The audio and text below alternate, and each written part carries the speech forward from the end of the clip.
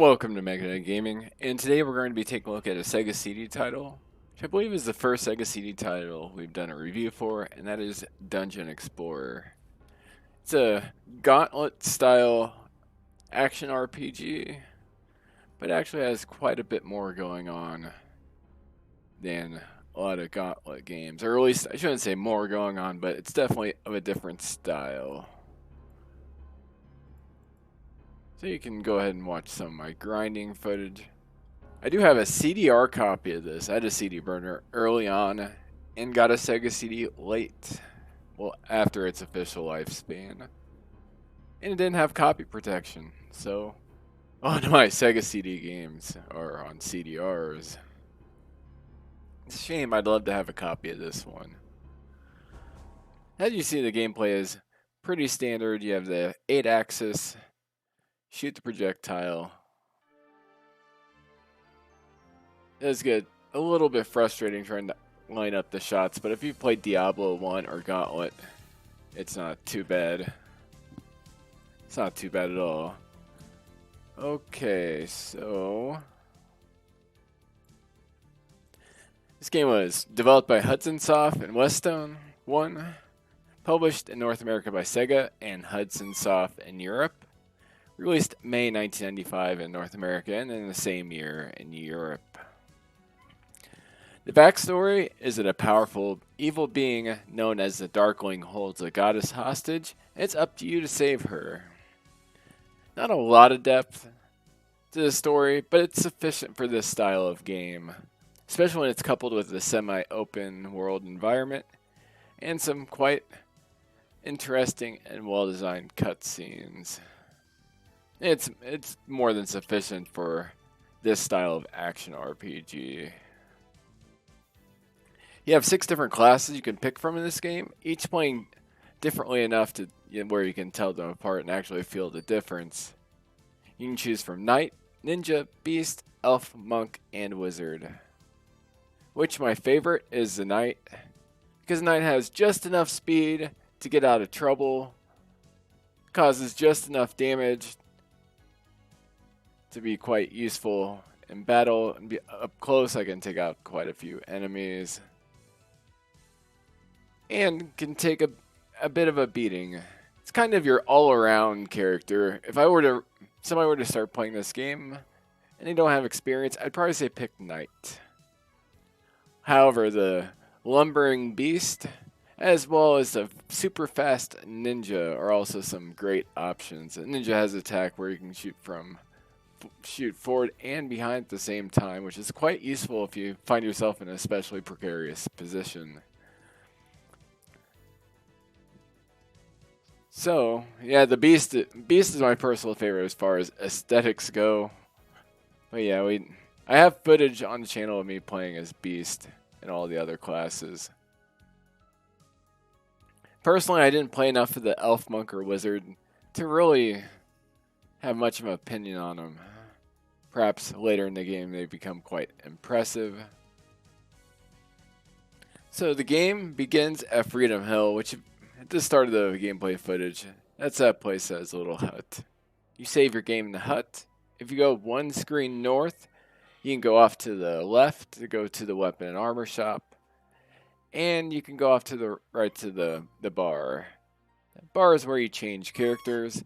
And the weapon, instead of actually upgrading your stats as you level, you gain gold and your stats upgrade as a result of the gear you have on. So this is a gear progression based action RPG. However, your hit points do go up as you level. And you gain XP during fights. So you kill a character, you get a certain amount of XP. So after you leave Freedom Hill, if you want to go straight north and challenge the final dungeon immediately, you can. You can actually go to any of the 6 regions or dungeons straight out of the game. You can take one in any order. However, there is an order that is intended, and if you decide to deviate too far from that order, you're going to find yourself in quite a bit of trouble. As I did when I decided I was going to go straight north into the castle. So yeah, you go straight north in the castle. You're probably going to get killed in a couple seconds. Where you want to go when you start off, if you want to go to the easiest one first, you want to go to the bottom, the southernmost left one. There's two at the bottom of the map. You want the one on the left. And that's left according to the screen itself. So yeah, the difficulty curve does increase quite a bit per region, but as long as you're collecting gold and not just trying to blitz through the dungeons really quick, you should gather enough gold in each dungeon to not have to grind too much to get the gear you need to be effective in the next one. But yeah, there is a bit of time where you do end up just grinding gold, which isn't fun. Isn't that fun, I should say, but it's still fun fighting these. The dungeons are quite well designed and do require a bit of thought about where you're going and how to approach them. They have a slight puzzle aspect to them, which actually is quite, given that the combat is mostly just mindless killing of stuff. It's nice to have the puzzle element to make it a more challenging game.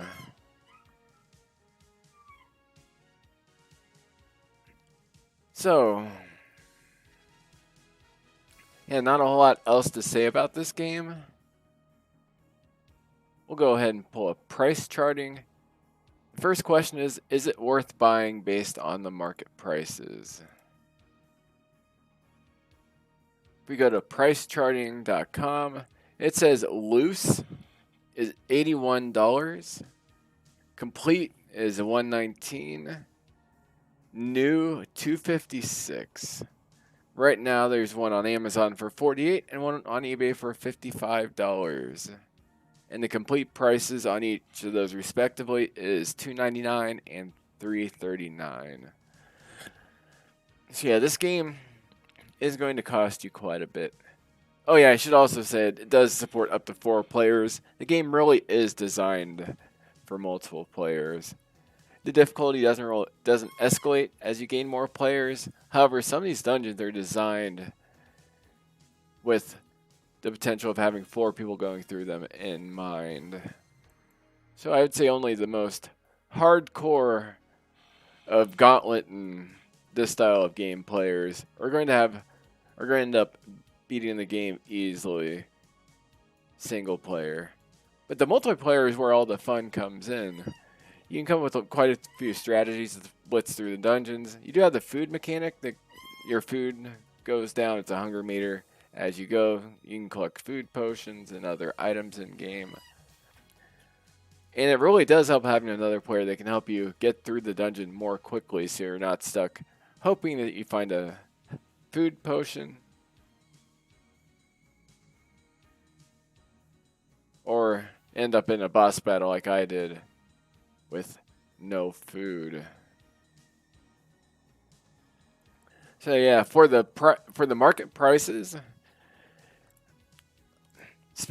dropping $80 on a disc of this game is as much as I do like this game, that's too much. If you can find a copy, I'd say a copy for $40 or less. That's has a manual and CD in good shape. I'd say pick it up. It's definitely one of my favorite games on the Sega CD platform. So where do we rank it as far as all of our games so far? It's not in our top tier list. However, out of the 59 games we've reviewed, we do put it in the recommend area, and it's towards the top middle of that recommend area, coming in at 18th, right below Mario Tennis with its multiplayer patch, and right above Action Puzzle Prism Land and Battle Arena Toshinden. I was the only one that played it, so that might change as time goes on, but yeah, the rough equivalent of, I'd say, a B plus or so, if you need a 4 out of 5, whatever you want the review to be, whatever you want the score to actually be.